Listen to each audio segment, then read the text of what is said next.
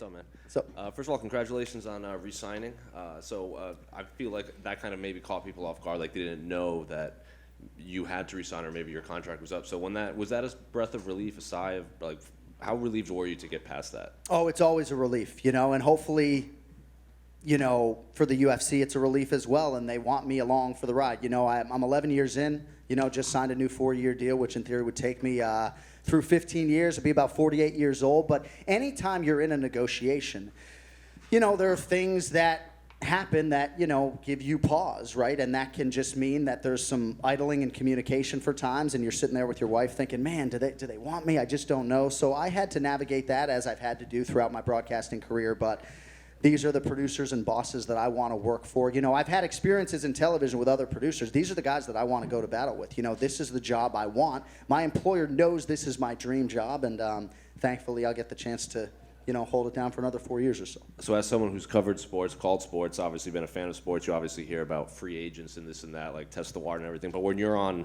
the other side of it and now you're the commodity, is it a weird feeling? Like you've watched this through the television, but now you're part of it.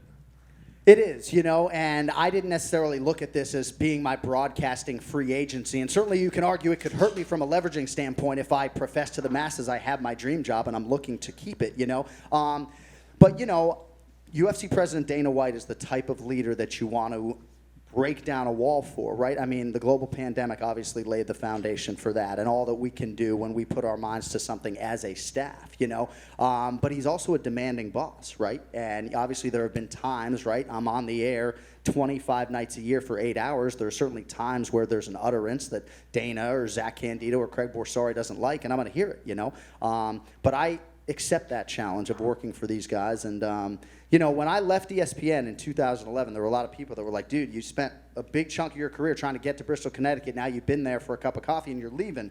I kind of felt like I knew what I was doing humbly when I hitched myself to this wagon. And just thankful to be 11 years in, and I'm hoping it's the last job I ever have.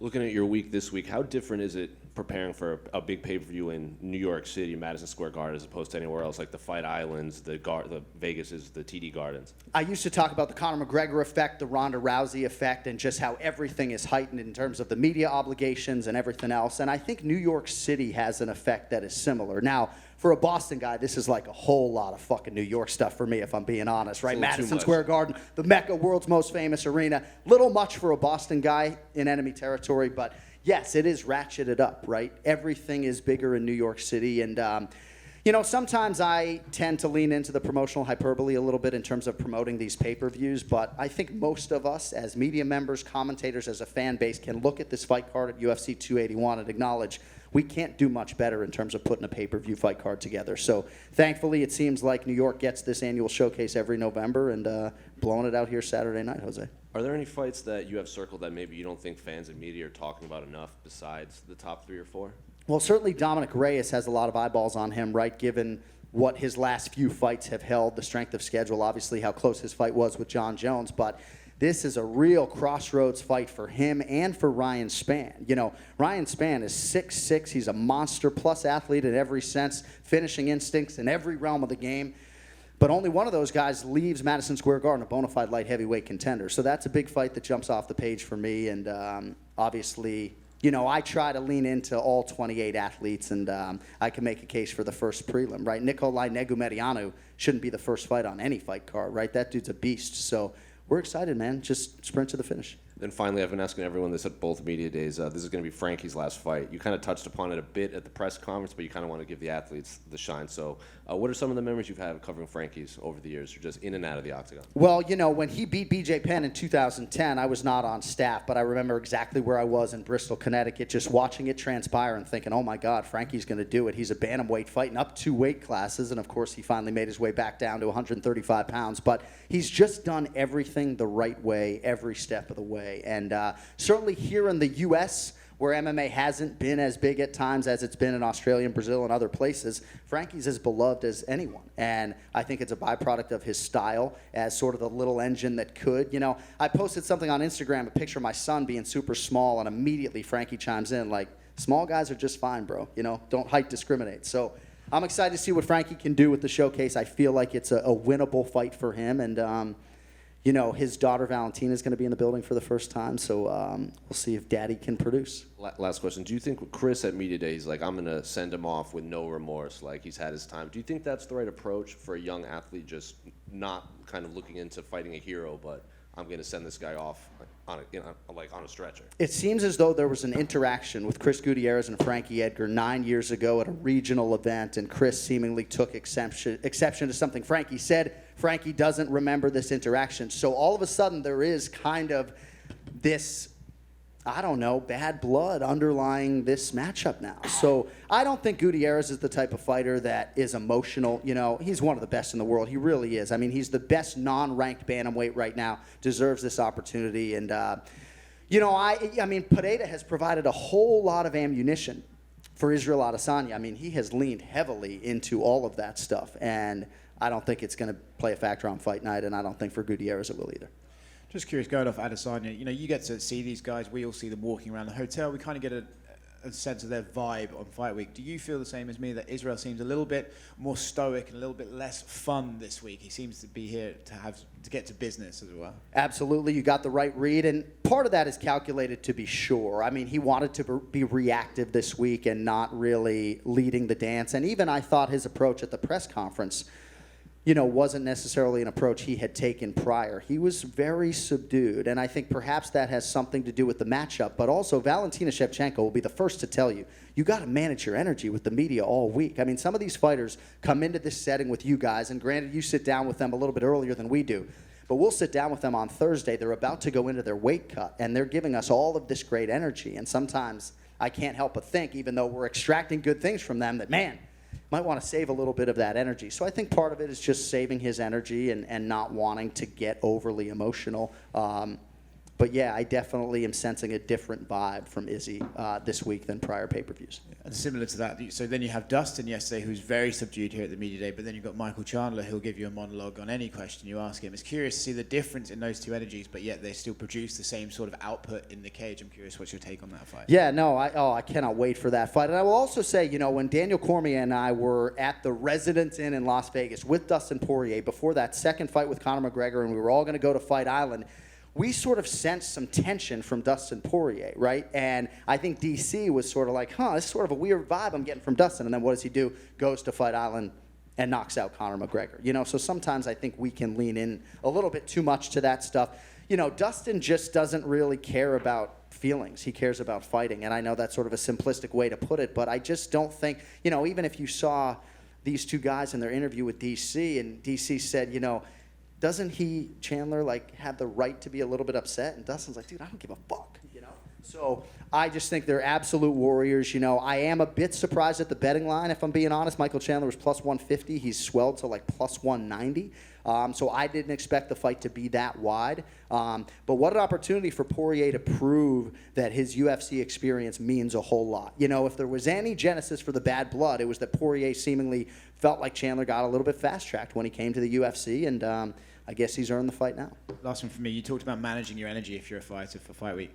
When you have a fight like that on the card with Dustin and Michael, do you kind of have to think okay, so we're starting the pay-per-view, but in 2 fights' time, I know I'm going to be screaming and shouting for 3 rounds. Do you kind of have to look at that as you're going up the fight card? Well, when I first got hired, we were doing 10 or 11 fights a night and not 15. I know, the glory days, Oscar. But I was even told, I remember, by Craig Borsari before my first show, you need to save room in your register because the fights get bigger as the night goes along. But the one thing that I can control is my energy. And a lot of it is just in the lead up all week. I'm not going to dinner Friday night. I'm not really drinking during fight week, because I need to have energy for my broadcast partners. And if they ebb and flow during the night, that's the one thing that I can really control. I might not be as articulate on one night. I might be flubbing all the time, but the energy is always the thing that I can control. And, adrenaline's a powerful thing. I mean, to me, this is the craziest live sporting event setting in the world. And I feed off of that adrenaline. I feed off my broadcast partners, and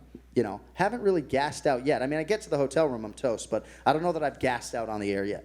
Congrats on the new deal, man. My man, thank you. John, over here. Besides being, the voice of the Octagon, obviously you can tell how much of a fan you are, and you're an ambassador of the sport and of the UFC. Saturday is going to be the 29th year anniversary from the very first UFC. Obviously, from that day in Colorado to now, we've gone huge. I mean, look at it. We're at Madison Square Garden. That said, we still want to grow. We want it to be the biggest sport, bigger than football and soccer. What's a change we can make, or maybe a step that could go forward that, in your opinion, will take us to that level? It's a good question, but I really feel like we're getting there, and we are on the cusp. You know, the Fox deal laid a great foundation for us domestically, and now the ESPN deal has helped us, in theory, take it to the next level. But I'm telling you guys, like, and the Australians and the Kiwis know this, like, when you go to an airport in Australia the day after a UFC pay-per-view, most of those people have not only watched the fight card, they've watched the damn post-fight press conference as well. The UFC is the NFL in Australia. And we have closed that gap. You know, the puckheads get very sensitive when I denigrate hockey, so I'm not going to do that right now. But look at where mixed martial arts is in the United States of America right now relative to where it was prior to the Fox deal. Like, I think we're getting there. I just think we need to exercise some patience, right? I mean, UFC 1 was in 1993, so a lot of these sports have a, you know, century-long head start on MMA. I feel pretty confident that come 2040, not only is this thing going to be mainstream domestically, but it's going to be top 3 if it isn't already. And to talk about the Frankie Yankee moment last night, you talked about like how much he mean. You called him like the most beloved American fighter. Is there anybody else nearing the end of their career that you're going to be that emotional also when they say goodbye? Well, Jose Aldo obviously just walked away. You know, Dominick Cruz isn't going to be retiring anytime soon, but for me, you know, he's one of my best friends in the world, my broadcast partner, so I think that's going to be a little bit bittersweet for me, just given all the injuries and adversity that he has sort of dealt with. But, yeah, this Frankie one is really special. You know, as much love as a Boston guy can have for anybody from New York or New Jersey, I'm excited for Frankie. Yeah, I'm a fellow New Englander, so I get the sentiment. Can't give him too much love. But last question. Obviously, you know, you're doing every single fight, so you have to dig into the prelim fights that, you know, only the hardcores really dig into. Have you ever got to a fight or a card where you dig so deep into these prelims that you might be more excited about the fight first and second fight of the card than you actually the main event? No How doubt often? about it. And certainly I still put in the same amount of preparation for this title defense for Adesanya as I did when he fought Rob Wilkinson in his UFC debut. But yes, certainly when there are new fighters that come in, prelim fighters, you uncover a lot more stuff that is new to you and potentially new to the fan base. So absolutely that stuff gets me excited. And, you know, I do believe when I lose my love for the preparation, I'll probably walk away and give a younger guy a chance, you know? I love the preparation. You know, it's a labor of love for me. And, you know, obviously my chief charge with the UFC is to humanize these athletes and to bring those stories to the air in a sport that moves very quickly. But, yeah, hay is not quite in the barn for this one, but we're excited to get to fight night, brother. You've been... John, just Hi. you mentioned briefly about the UFC, about Australia, and of course the UFC is going to be returning back to Perth. What is your opinion about Alex Volkanovski moving up to lightweight, and obviously facing Islam and his comparisons to Khabib? Yeah, I mean, Islam Makhachev looks to me like a guy who could reign for a long time, but I'm excited to see what Volkanovski can do with it. You know, I don't lean too much into the size discrepancy, at least right now. I want to see Volkanovski bulk up to 155 pounds and then maybe make my assessment. But, yeah, I think the fight makes sense. I mean, you know, Perth backdrop for Volk, I think that should help to whatever degree. But anytime you have a champion that is willing to fight the best guys in the world, I mean, Israel Adesanya is a guy who deserves a lot of credit for being a promotional workhorse. He's essentially headlined 20% of our pay-per-views since he became the man, which is a pretty impressive statistic. And I think Makhachev is going to be cut from a similar cloth. Like, just give me the contract, give me the guy you guys want me to fight, and I'll go fight him. So excited to see what Volkanovski can do with it, with the caveat that Islam Makhachev looks like a guy who should be favored over any lightweight in the world and any featherweight in the world as well. And just lastly, what do you think about the comparisons with, you know, him and Khabib? Islam and Khabib? Well, certainly I would lean into what I've heard from Javier Mendez and Daniel Cormier. I mean, they do believe that in terms of the striking, that Islam Makhachev is a little bit more layered a striker. I think in terms of the nuances in the grappling, they're pretty similar, but I feel like Islam just maybe has a slightly better frame for lightweight. He has stayed a little bit healthier, you know, throughout his run to the title. So, but yeah, I think he's a little bit of a cleaner striker and maybe has a little bit more ways to win in that realm. But yeah, they got some similarities to be sure. Thank you. Thank you, guys. Thank you all for coming.